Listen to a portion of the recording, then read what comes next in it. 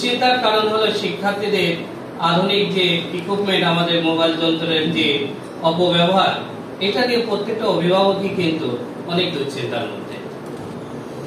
কিন্তু আমাদের সন্তানেরা যখন বিভিন্ন ধরনের প্রতিযোগিতামূলক পরীক্ষার মধ্যে থাকবে, তখন দেখবেন অটোমেটিক্যালি তারা এই যন্ত্র থেকে তারা অনেকটাই দূরে সরে থাকবে। কারণ তাদের মাথার মধ্যে থাকবে যে আমার অমুক দিন অমুক জায়গায় অমুক প্রতিযোগিতা রয়েছে, সেই প্রতিযোগিতায় যদি আমি সফল হই তাহলে আমাকে সুন্দর একটি অনুষ্ঠানের মধ্য দিয়ে আমাকে পুরস্কৃত করা হবে এবং অনেকের সামনে আমি সেই পুরস্কারটি গ্রহণ করতে পারব। আজকে দেখেন, আমরা প্লে শ্রেণী থেকে শুরু করে পঞ্চম শ্রেণী পর্যন্ত যে শিক্ষার্থীরা আজকে এই পুরস্কারটি গ্রহণ করবে, আমি তো মনে করি যারা প্লে নার্সারিতে পড়ে, they are very much beginning time, একেবারে এলিমেন্টারি স্টেজে তাদের এই সন্তানেরা স্টেজে আসবে, তারা পুরস্কার নেবে, সনদ নেবে, ক্রেস্ট নেবে, এটা কিন্তু তার জন্য একটা বড় আনন্দের ব্যাপার।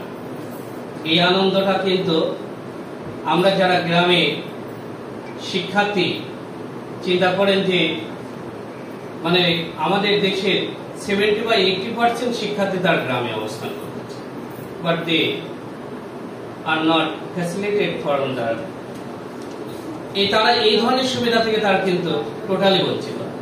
কিন্তু আজকে শহরের সন্তানেরা যদি এত ধরনের সুযোগ সুবিধা পাওয়ার পরেও তারা যদি ওই গ্রামের মেধার কাছে যদি দুর্বল হয়ে যায়, তাহলে কিন্তু এটা আমাদের পরাজয়। আমাদের প্রতিষ্ঠিত বাবা মায়ের স্বপ্ন তখনই কিন্তু পরাজয় বরণ করবে যখন তার সন্তান ভালো জায়গায় পৌঁছাতে না পারবে। আমাদের অনেক পিতামাতা তারা বিশেষ ক্যাডার, আমাদের অনেক পিতামাতা তারা ডক্টর বা ইঞ্জিনিয়ার, আজকে তার সন্তান নিঃসন্দেহে আরো অনেক ভালো জায়গাতে যাওয়ার কথা। যে বাবা ইঞ্জিনিয়ার বা ডক্টর বা বিসিএস ক্যাডার, আমার জানা মতে তার 80 বা 90% তারা কিন্তু গ্রাম থেকে এসেছে। তাদের কিন্তু রুট, তাদের কিন্তু শিখর এই শহরের দালান কোঠার মধ্যে ছিল না। তারা অনেক পরিশ্রম করে তাদের মেধার যোগ্যতা দিয়ে তারা কিন্তু গ্রাম থেকে উঠে এসে তাদের জীবনকে প্রতিষ্ঠিত করেছে। কিন্তু আজকে সেই বাবা মা দুইজনে অসহায় যদি তার সন্তান যোগ্য জায়গায় পৌঁছাতে না পারে। তা আমি মনে করি যে আমাদের এই ক্ষুদ্র প্রয়াস, এই প্রয়াসগুলো যদি আমরা সামনের দিকে বেগবান গতিতে আমরা যদি এগিয়ে নিয়ে যেতে পারি, তাহলে আমাদের আজকে কৃতি সন্তানেরা আগামী দিনে এই ধরনের বিভিন্ন প্রোগ্রামে অংশগ্রহণ করে যখন তারা পুরস্কৃত হবে, তখন তাদের মধ্যে একটি কিউরিওসিটি জাগবে। তারাও চাইবে যে আমরা বিভিন্ন প্রতিযোগিতায় অংশগ্রহণ করব এবং সফল হব, এবং এই সফলতা ধীরে ধীরে তাদেরকে প্রতিষ্ঠিত করে তুলবে। সম্মানিত উপস্থিতি, আমি আমার বক্তব্য দীর্ঘায়িত করব না, তবে আপনাদের কাছে আমার বিনীত অনুরোধ, আমরা রেসিডেন্সিয়াল মডেল স্কুল কুষ্টিয়া, আমাদের এই ছোট্ট পথ চলাতে আমাদের ভুল ত্রুটি, আপনাদের মহৎ গুণের মানুষ আপনারা, সেই গুণের জায়গা থেকে আমাদেরকে ক্ষমা সুন্দর দৃষ্টিতে দেখবেন আর আমাদেরকে সহযোগিতা করুন, পরামর্শ দেন। আমরা আপনাদের পরামর্শকে আমলে নিয়ে আমরা চেষ্টা করব যে আগামী যে প্রোগ্রামটা আমরা 2025 সালে আমরা হয়তো সেপ্টেম্বর মাসে ফর্ম ছাড়ব এবং নভেম্বর মাসে এবছরে আমাদের পরীক্ষা নেওয়ার ইচ্ছা।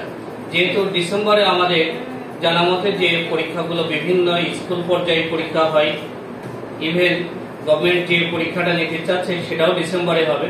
তা আমাদের চাওয়াটা নভেম্বরে 2025 সালের যে বৃত্তি পরীক্ষাটা আমরা গ্রহণ করব, যাতে করে শিক্ষার্থীরা আগে থেকে, অর্থাৎ তার যে বার্ষিক পরীক্ষার আগে তার সিলেবাসের অতিরিক্ত কোনো জিনিস থাকবে না। আর আমাদের চাওয়াটা থাকবে যে মূল পাঠ্যসূচির বইটার মধ্য থেকে কোশ্চেন, কারণ আমাদের মেজরিটি শিক্ষার্থী কিন্তু তার নিজের পাঠ্যসূচির বইটা সে যথাযথভাবে আমল করে না।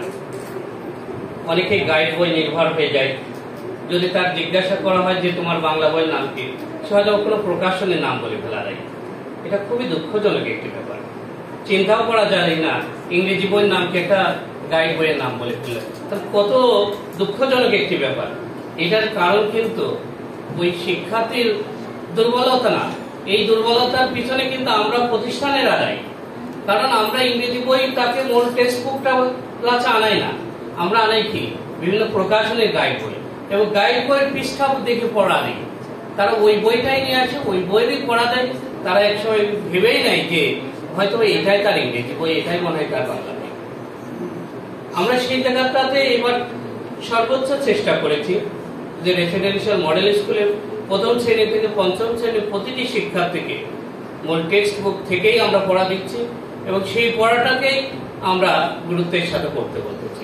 কারণ আমাদের জানা মতে এই বইটা যারা প্রণয়ন করেছেন তারা এই স্টেজের মেধাকে বিবেচনা করেই তারা এই পাঠ্যসূচি আমাদেরকে দিয়েছেন। সুতরাং আমাদের চাওয়া থাকবে যে আগামী দিনে আমাদের শিক্ষার্থীরা মূল টেক্সট বুক থেকে তারা শিক্ষা গ্রহণ করবে এবং মূল টেক্সট বুকটা যদি পরিপূর্ণ তার দখলে থাকে তাহলে দেখবেন যে সফলতা অনেক বেড়ে যাবে। এবছরে আমাদের কুষ্টিয়া জেলার একটি কৃতি সন্তান, যিনি জাতীয় মেধায় মেডিকেলে 87তম মেধা লাভ করেছেন কুষ্টিয়া শহরে থেকে। সে অন্য কোথাও কোনো প্রতিষ্ঠানেও সে অংশগ্রহণ করেনি, সে নিজে তার বাড়িতে পড়ালেখা করে সে মেডিকেলে সারা বাংলাদেশে 87তম মেরিট পজিশন। তার সফলতার জন্য যখন তাকে আমরা জিজ্ঞাসা করেছি তখন কিন্তু তিনি একটি বিষয় খুব গুরুত্বের সাথে বলেছেন, সেটা হলো যে মূল যে তার যে টেক্সট বুক বললো যে এটা আমার প্রথম পেজ থেকে শেষ পর্যন্ত প্রতিটা বই অর্থাৎ রসায়ন, পদার্থ, জীব, যে বইগুলো তার পাঠ্যসূচির বই তার খুবই দখলে ছিল। তার মানে মূল বইটার বিকল্প গাইড বই হতে পারে না।